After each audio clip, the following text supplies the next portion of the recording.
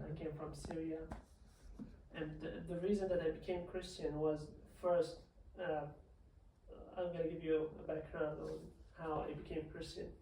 So I had my family, and I witnessed car explosion, and I lost a lot of members of my family, including my brother, in Syria. And I decided to leave the country. So I left through Iraq, Turkey, Bulgaria.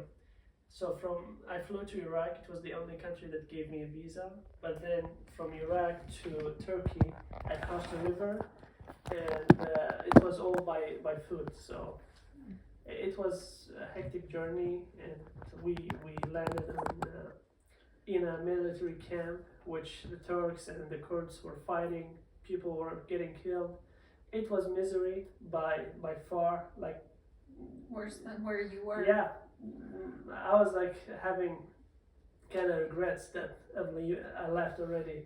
I felt like I did a big mistake. But anyway, then the next journey was even for me harder because it was under the truck. Like I was, an 18-wheeler. yeah, I was under the 18, like between the axle and the chassis of the 18-wheeler. Yeah, I remember the story. For 200 miles, it was like 200 12 hours. miles.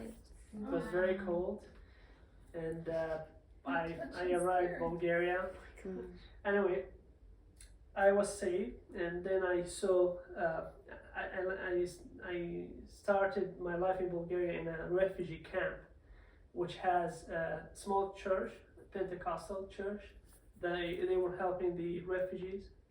So a group of missionaries from Vienna Presbyterian Church went to Bulgaria. Yeah, in Virginia. Yeah. Vienna, Virginia. Yeah, they went to Bulgaria to help also the Syrian refugees and all of the other refugees.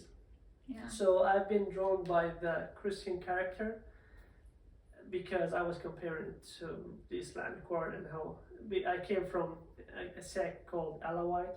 We've been targeted by the other sects, the Muslim Sunnis. So that's why we're being hunted our entire life during the war in Syria. And I answered to an altar call, and I became Christian. It was 2018. But then, I got baptized in the Black Sea.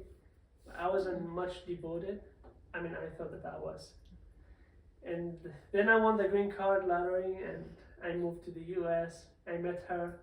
I met Nelly after a couple of months from my arrival. So when I met her, I'm only gonna talk about the growing journey. I'm not gonna talk about the ups and downs, but so I've learned to be a better Christian with her. I thought that I was, but then when I met her and I saw how she's studying, the first time that we started dating, she was like, "We're not dating until we read this 28 beliefs." I'm like, Wow. she was very strict, and I was like in a hurry. Pastor came this. Oh, okay, great. Oops, stay. Keep telling your story. Yeah, so I've learned a lot with her, and yes, so that was the reason that I decided to have a new commitment.